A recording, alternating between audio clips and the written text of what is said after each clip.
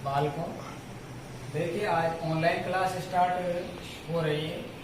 तो मतलब online class में क्या है, यहाँ से हम आपको पढ़ाएंगे और वो लिंक आपको भेजा जाएगा।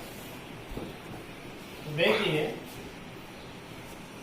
बंद करो मार के वैष्णव आज आपको ऑनलाइन क्लास के बारे में यहाँ से सीधे बताऊंगा। ऑनलाइन क्लास में बेटाओ जो बालकों इस प्रकार से जो चल रही है वो आपको मोबाइल पर देखनी है और उसको समझना है। तो प्रत्येक चीज को थोड़ा ध्यान से समझना है, धीरे धीरे वीडियो को आगे देखें। देखो मैं यहाँ पर आप एक संस्कृत भाषा में जो एक टॉपिक है कारक, उसके संबंध में हम चर्चा करेंगे और उसके संबंध में आपको यहाँ पर बताऊंगा। देखो कारक ज्ञान, ये हमारे जो पेपर में आता है, इसका 4 नंबर निर्धारित है। ये 4 नंबर का आता है और इससे संबंधित अनेक प्रकार के प्रश्न आते हैं जो जुड़े हुए रहते हैं इससे, कारक से। तो कारकों का सबसे प्रमुख ज्ञान ये है कि कारक संस्कृत भाषा में 6 प्रकार के माने गए हैं। तो कारक की एक परिभाषा है, देखो परिभाषा, कारक की जो मुख्य परिभाषा है वो ये है कि कारक उसे कहते हैं जो क्रिया को करता है, अर्थात क्रिया का जिसके साथ सीधा संबंध होता है। कारक, कारक का मतलब करता। जैसे मान लो राम पुस्तक पढ़ता है तो राम क्या हो गया, कर्ता हो गया, है ना। जिस प्रकार की कारक यानी कि क्रिया को जो करता है उसे कारक कहते हैं। ये इस प्रकार से। अब कारक ब्लूटूथ में चालू करो, बीच को बटन दबाओ। कारक और उसका चिन्ह, इसके बारे में हम बताएंगे, यहाँ पर चर्चा करेंगे। देखिए, तो विभक्ति में आएगी हमारे पास प्रथमा। प्रथमा विभक्ति में कर्ता कारक होता है और उसका चिन्ह होता है हमारे पास ने, अर्थात कर्ता ने जो काम किया वो यहाँ पर आएगा। और द्वितीय विभक्ति में होती है, द्वितीय विभक्ति में होती है बैठाओ कर्म, कर्म कारक होता है, इसका चिन्ह होता है को, कर्ता ने कर्म को। तृतीय विभक्ति में आएगा हमारे पास करण कारक, इसका होता है से द्वारा, अर्थात ये इसका चिन्ह हो गया। मतलब विभक्ति प्रथमा द्वितीय तृतीया और कारक और इसकी ये चिन्ह। तो हमें ये रटने बिल्कुल मतलब रटने पड़ेंगे। जब हमें मतलब यहाँ पर क्या है, देखने की जरूरत नहीं पड़ेगी, हमें प्रत्येक चीज को रटना पड़ेगा। इसको क्या है समझने के लिए हम यहाँ पर लिख रहे हैं केवल, और इसको बिल्कुल हम जैसे आज पढ़ाए आज ही रट लो, कल पढ़ाए जिसको कल ही रट लो, तो उसका वो ध्यान रह जाएगा हमारे को। और चतुर्थी विभक्ति में आता है हमारे पास, चतुर्थी विभक्ति में आता है हमारे पास संप्रदान।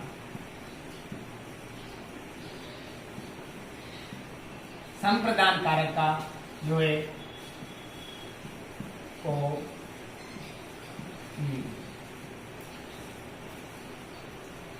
संप्रदान कारक का चिन्ह होता है कोलिए। और पंचमी विभक्ति में आता है बेटा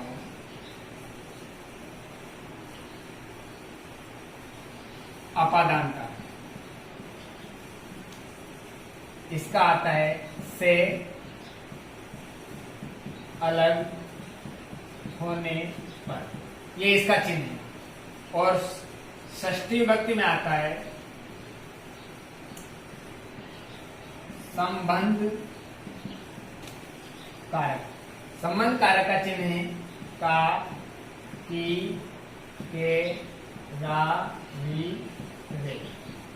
ये संबंध होता है। जैसे संबंध में मतलब उसका, उसके साथ, उसका पिता, मेरे पिता, काकी के, मेरे चाचा, मेरी बहन, इस प्रकार से संबंध होता है। और सप्तमी विभक्ति में आता है, सप्तमी विभक्ति में आता है अधिकरण कारक।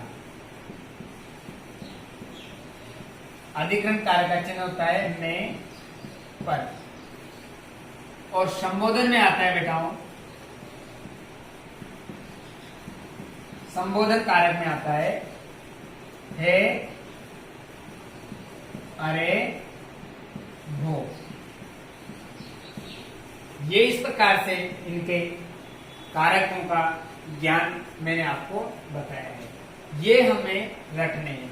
प्रथमा विभक्ति में कौन सा कारक आता है? कर्ता कारक आता है, इसका चिन्ह क्या है? में। द्वितीय विभक्ति में कौन सा कारक आता है? कर्म कारक आता है, इसका चिन्ह क्या है? को। और तृतीय में कौन सा आता है? करण, इसका चिन्ह से द्वारा। उसी प्रकार से चतुर्थी, पंचमी, षष्ठी, सप्तमी और ये संबोधन तक कारक होते हैं। संस्कृत भाषा में 6 कारकों को ही मान्यता प्रदान की है। ये 2 कारक प्रथमा विभक्ति के साथ में चलते हैं।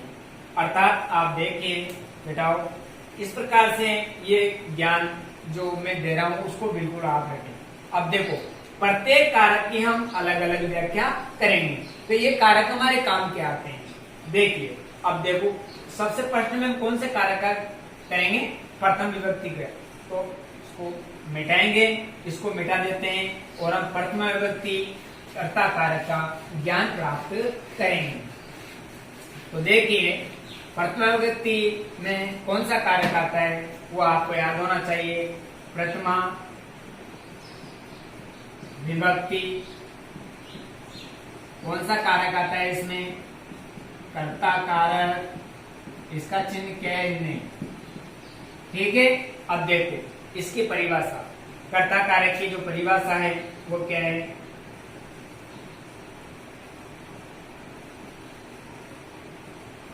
परिभाषा देखो, अर्थात जो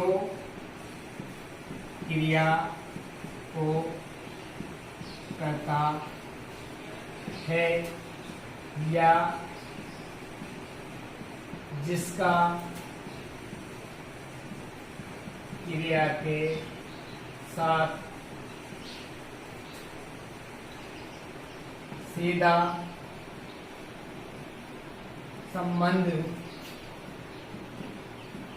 होता है उसे कर्ता कारक कहते हैं। यह प्रथमा विभक्ति में आता है। ये कौन सी विभक्ति में आता है? प्रथमा विभक्ति में आता है। जैसे अब देखो, पहचानने का क्या है? अर्थात जो क्रिया करता है। जैसे मान लो राम पुस्तक पढ़ता है, तो राम क्या है? कर्ता। और राम ने कौन सी क्रिया करी? पढ़ने की। तो क्रिया के साथ होता है, ये तो उसका कर्म हो गया। पुस्तक तो क्या है? उसका कर्म है। तो मतलब अपन को क्या करना है? यहाँ पर ध्यान में रखना है कि राम हमारे पास क्या है? कर्ता। क्या है? कर्ता। ये राम हमारे पास क्या है? कर्ता। और ये क्या है? क्रिया। तो राम क्या हो गया? राम क्या हो गया बेटा? राम तो कर्ता हो गया और ये होगी क्रिया। अर्थात राम का क्रिया के साथ सीधा संबंध है, ये परिभाषा में हमारे को बताया गया है। तो देखिए इसकी संस्कृत कैसे बनेगी? राम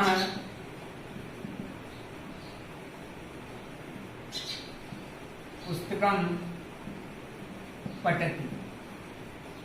तो ये इसके साथ सीधा संबंध हो गया, राम के साथ। राम पुस्तकम पठति, ये उसके साथ सीधा संबंध हो गया। इसमें अनेक प्रकार के वाक्य, जैसे बालिका गच्छति, जैसे बालिका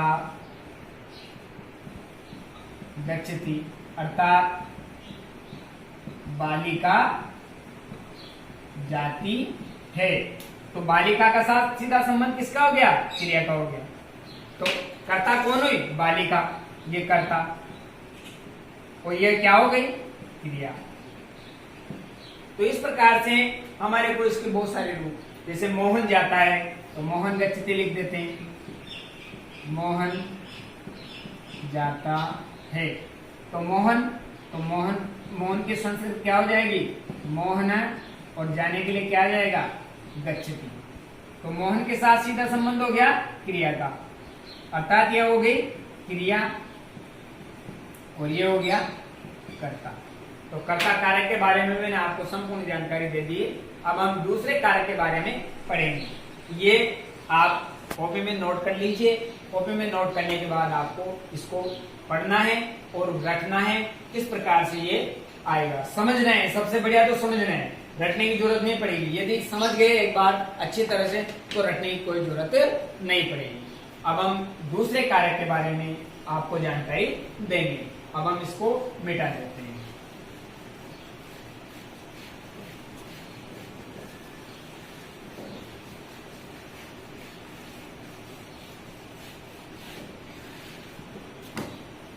देखिए, इसके बाद द्वितीय विभक्ति आती है। कौन सी आती है बेटा? द्वितीय विभक्ति। इसमें कौन सा कारक होता है? कर्म कारक। कर्म कारक। अब इसकी जो चिन्ह होता है वो होता है कर्ता ने कर्म किया, ये इसका चिन्ह हो गया। अब इसकी परिभाषा क्या होती है? देखो, परिभाषा।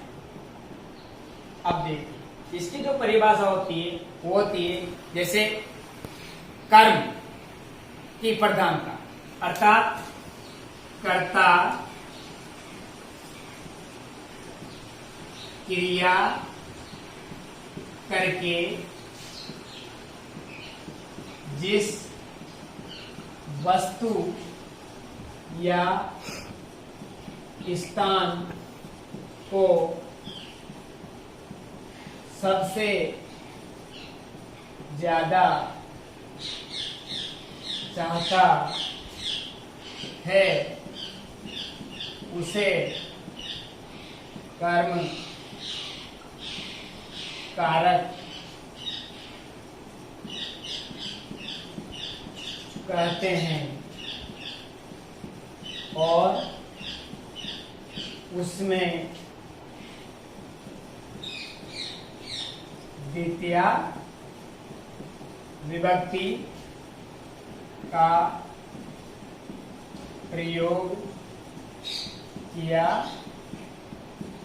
जाता है। और उसमें कौन सी विभक्ति का प्रयोग किया जाता है?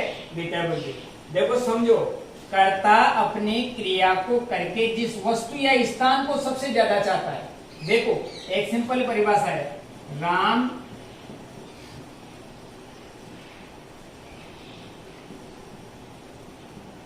विद्यालय जाता है। तो राम चल करके अर्थात क्रिया करके किसको प्राप्त कर रहा है? विद्यालय। राम जो क्रिया करके किसको प्राप्त कर रहा है? विद्यालय को। किसको प्राप्त कर रहा है? राम क्रिया करके किसको प्राप्त कर रहा है? विद्यालय को। तो विद्यालय क्या हो गया? उसका कर्म हो गया। विद्यालय क्या हो गया? उसका कर्म। तो ये हो गया उसका कर्म। अब इसके संस्कृत बनाएंगे, रामः विद्यालयम, ये द्वितीय विभक्ति लगा दी इसमें। इसमें लगा दी द्वितीय विभक्ति इसमें, क्योंकि इसमें द्वितीय विभक्ति का प्रयोग किया जाएगा। और द्वितीय विभक्ति में का प्रयोग करने पर उसमें विद्यालय का क्या बन जाएगा? विद्यालयम। ये इसमें द्वितीय विभक्ति का प्रयोग हो गया। और जाने को क्या कहेंगे? गच्छति। क्योंकि ये आपको मैंने पहले बताया था, जो हमने उधर पढ़े थे, जो कर्ता होता है उसका क्रिया के साथ सीधा संबंध होता है। तो क्रिया कर्ता प्रथम पुरुष एक वचन की, तो क्रिया भी प्रथम पुरुष एक वचन की ही लगेगी। अब देखिए, आगे पढ़ लिया। अब इसके बाद और भी इसमें वाक्य हैं जो देख लेते हैं अपन, जो तुम्हारे इसमें दिए हुए हैं। जैसे मान लो बालक वेद, बहुत बहुवचन वाली क्रिया देखते हैं अपन। जैसे बालक वेद पढ़ते हैं। बालक वेद पढ़ते हैं। बालक कितने पढ़ रहे हैं? वेद पढ़ते हैं, यानी कि बहुवचन पढ़ रहे हैं। तो बहुत सारे बालक पढ़ रहे हैं। तो बहुत सारे बालक का क्या हो जाएगा? बालकाः। क्या हो जाएगा? बालकाः। और वेद, वेद की द्वितीय विभक्ति आ जाएगी वेदम। और पठ क्या आ जाएगा इधर पर? पठन्ति। क्यों? क्योंकि ये बहुवचन है, क्योंकि कर्ता बहुवचन है ना, तो उसके साथ में ये क्रिया का कर्ता का सीधा संबंध होता है। वो क्रिया भी बहुवचन में है और यहाँ पर आगे जो तुम्हारे इधर दिए हुए हैं, जैसे अब इसमें ये तो हो गई सिंपल। अब इसमें बहुत सारे टॉपिक दिए हुए तुम्हारे, जो मैं आपको बताऊंगा, जो तुम्हारे कोर्स के अंदर दिए हुए हैं वो इसमें दिया है। अभित, परित, समया, निक्सा, हा प्रतियोगी है कि इसमें द्वितीय विभक्ति का प्रयोग किया जाता है। देखो इसमें अनेक प्रकार के टॉपिक दिए हुए हैं। तो भाई कौन कौन से, जैसे अभित, अभित के लोग में द्वितीय विभक्ति लगेगी तो वहां पर आ जाएगा अभित, परित, समया, निक्सा आदि। ये हुए तुम्हें वहां पर जो पेपर आएगा तुम्हारे परीक्षा में तो तुम्हें वाक्यों का निर्माण करना पड़ेगा। जैसे मान लो कोई भी आ गई तो उसमें आपको द्वितीय विभक्ति का प्रयोग बताना पड़ेगा। निम्नलिखित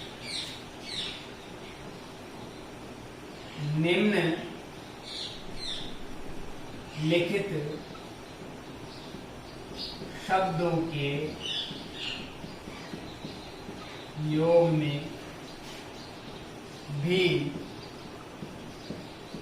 विभक्ति का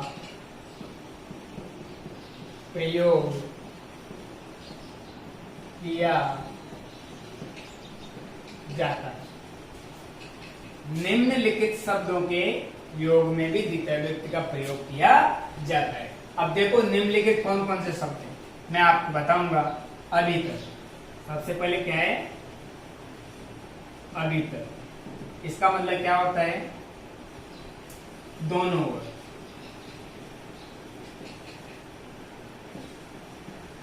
इसका वाक्य बनाएंगे बेटा, देखो राज मार्गम, ये हो गया इंटरलाइन। राजमार्गम अभी तक वृक्षा संति, अर्थात इसके अंदर क्या बनेगी सड़क। सड़क के दोनों ओर वृक्ष हैं। सड़क के दोनों ओर क्या है वृक्ष हैं। अभित, परित। अब दूसरा क्या आ जाएगा परित। इसका मतलब होता है चारों ओर। यहाँ पर देखो निम्नलिखित शब्दों के योग में भी द्वितीय का प्रयोग होता है। अब द्वितीय का प्रयोग किसमें हुआ राजमार्ग में। जो जैसे मान लो कोई चीज आ जाती है ना, तो भाई सड़क के दोनों ओर क्या है बहुत सारे पेड़ होते हैं, तो सड़क के दोनों पेड़ है ना, तो अभित का मतलब दोनों। तो राजमार्गम अभित वृक्षा संति, वृक्ष बहुवचन में, संति बहुवचन, क्योंकि पेड़ बहुत सारे होते हैं। उस प्रकार से मैंने आपको बताया। परित, परित का मतलब क्या होता है परित यानी चारों ओर। परित का मतलब क्या होता है बेटा चारों ओर। तो ग्रामम परित क्या आ जाएगा ग्रामम परितः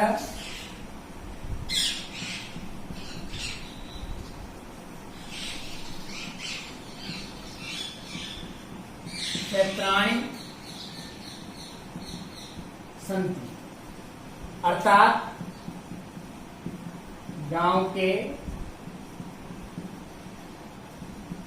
चारों ओर खेत हैं। गांव के चारों ओर क्या है खेत हैं। अब ग्राम में द्वितीय विभक्ति आ गई ग्राम, चाहे ऊपर आप अनुस्वार लगाओ या फिर म का प्रयोग करके हलंत लगा दो, बात एक ही है।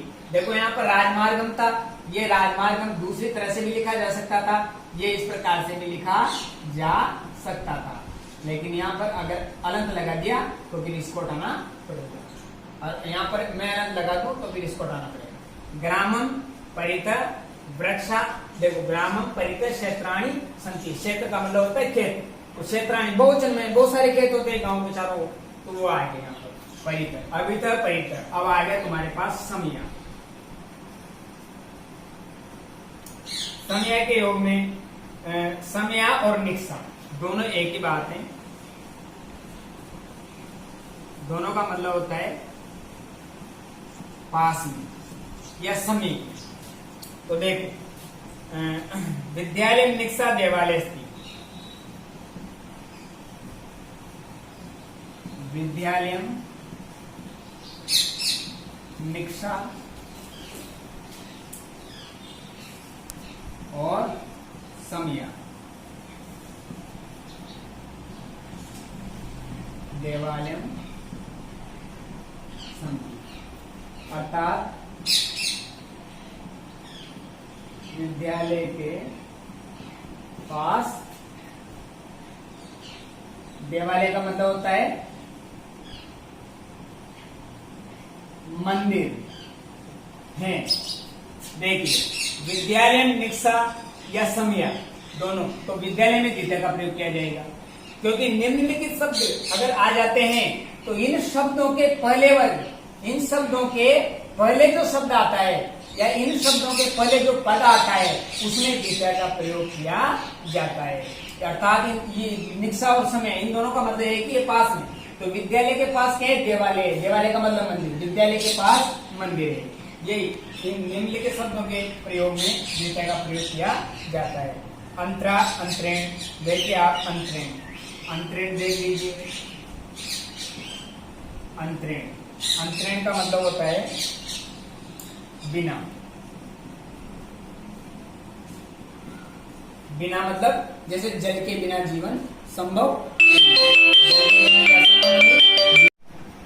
जीवनम न, तो देखिए यहाँ अंतरा, इसका मतलब होता है बिना, तो जलम बिना जीवनम न भवति, अर्थात इसका मतलब क्या होता है बेटा, तो जल के बिना जीवन नहीं है, जल के बिना जीवन संभव नहीं है। अब इसके बाद आएगा अंतरा, अंतरा का मतलब होता है बीच में, अंतरा का मतलब होता है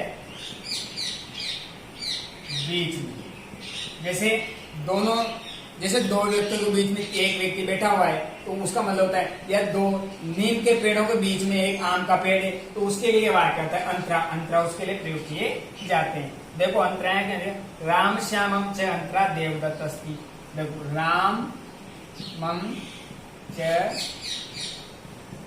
श्यामम देव दत्त अस्ति, अर्थात राम और श्याम के बीच में कौन है, देव दत्त है। राम और श्याम के बीच में कौन है, देवदत्त। तो ये जो देवदत्त है ना, इसमें द्वितीय का प्रयोग नहीं होगा, इन दोनों में द्वितीय का प्रयोग होगा, क्योंकि अंतरा बीच में जो शब्द है, किनके बीच में, राम और दो श्याम के बीच में देवदत्त है ना, तो राम और श्याम में द्वितीय का प्रयोग किया जाएगा। अब इसके बाद देखो दिक, दिक का मतलब होता है धिक्कारते हैं ना किसी व्यक्ति को, दुष्ट को, जैसे किसी व्यक्ति को धिक्कार देते हैं, जो गंदा व्यक्ति होता है या दुष्ट होता है, जो अच्छे काम नहीं करता है, उसको धिक्कारने का प्रयोग किया जाता है। तो वहां पर दिक, दिक का मतलब होता है धिक्कार। तो दिक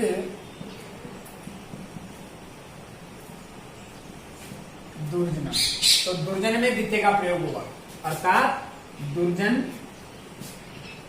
को धिक्कार है, दुर्जन को क्या है, धिक्कार है।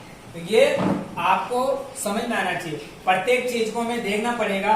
तो यदि ये ऊपर से नीचे तक का प्रयोग एक ही बार में करेंगे तो हमारे को अच्छी तरह समझ में आएगा। दिक दुर्जन, इसके बाद आपको दिया हुआ है हा, हा एक ऐसी चीज है जैसे दुष्ट के लिए प्रयोग होते हैं, हा दुष्ट, हा धिक्कार। तो प्रति, एक शब्द हमारे पास है प्रति, प्रति का मतलब होता है